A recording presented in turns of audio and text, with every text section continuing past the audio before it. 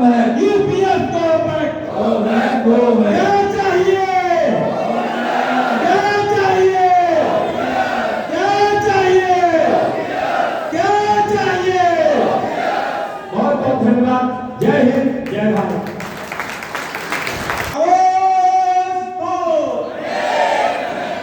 साथियों, अगर आपके साथ अन्याय हो रहा है, चाहे सरकार करे, चाहे प्रशासन करे, चाहे कोई भी करे, आपको अन्याय का विरोध करना है कि नहीं करना है?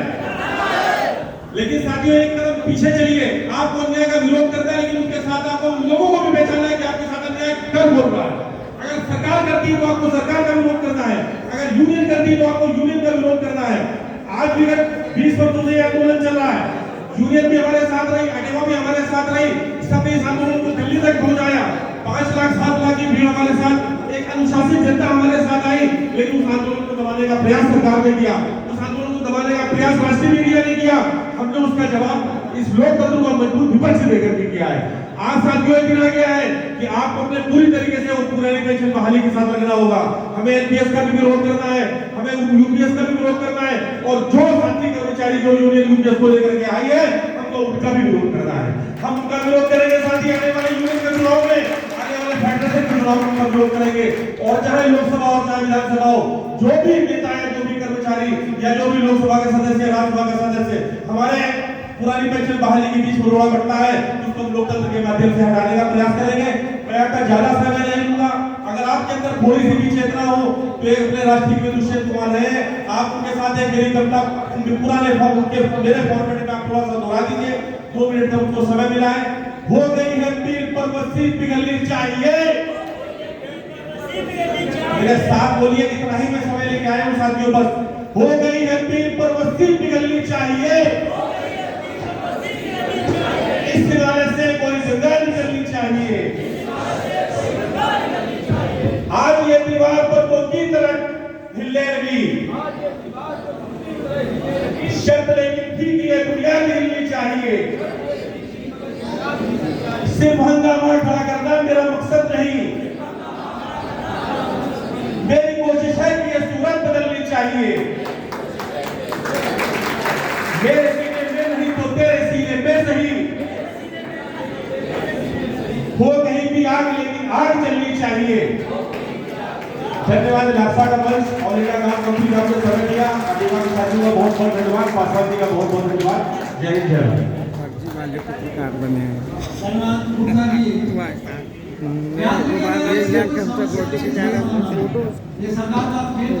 एसोसिएशन के तत्वाधान में ये चल रहा एनपीएस और यूपीएस का विरोध, साथ ही ओपीएस को पाने की एकता।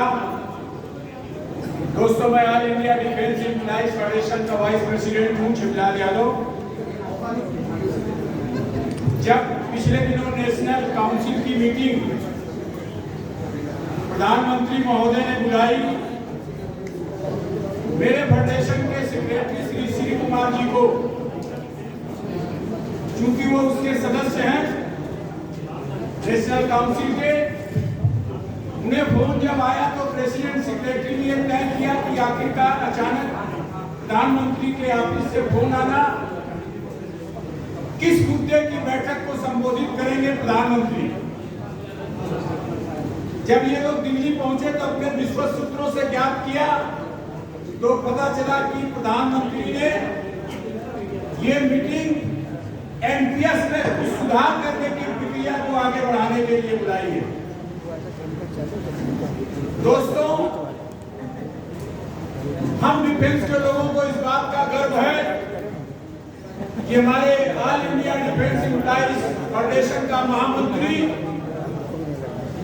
उस बैठक का विरोध किया। काफी साथ प्रधानमंत्री को लिखित तौर से एक दिन पहले ये सूचना दिया कि विषय बिंदु स्पष्ट नहीं है और एनपीएस में किसी सुधार के लिए हम, चाहे प्रधानमंत्री सम्मिलित हो, चाहे देश का राष्ट्रपति सम्मिलित हो, हम उस बैठक में सम्मिलित नहीं होंगे। हमारे फेडरेशन की एक ही मांग है कि हम केवल ओपीएस पाएंगे और ओपीएस के लिए संघर्ष करेंगे।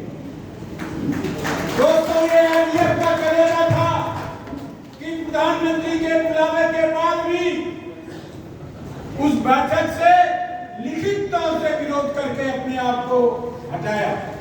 लेकिन कुछ हमारे राष्ट्रीय लेवल के वो नेता जो नेतृत्व कर रहे थे, उसके बारे में क्या गुल खिलाए क्या आप लोगों को मालूम है, उस विषय पर चर्चा नहीं करूंगा। सिर्फ एक ही बात कहूंगा कि फेडरेशन ने जब मुझे मेरे साथियों को विजय बंधु जी से मिलने का आदेश दिया कि चूंकि देश के अंदर विजय बंधु नाम का एक व्यक्तित्व है जो देश के लिए वो लड़ाई लड़ रहा है कि देश के कोने कोने का, चाहे वो राज्य कर्मचारी हो चाहे केंद्र का कर्मचारी हो, वो सभी को लेकर ओपीएस को पाने के लिए अपना जीवन न्यौछावर करने के लिए तैयार बैठा। हम लोगों ने विजय बंधु जी के साथ बात किया और एक साथ ये सहमति बनी कि all India defence employees federation और एनओपीएस संयुक्त रूप से इस देश के अंदर तब तक ये लग जगाएंगे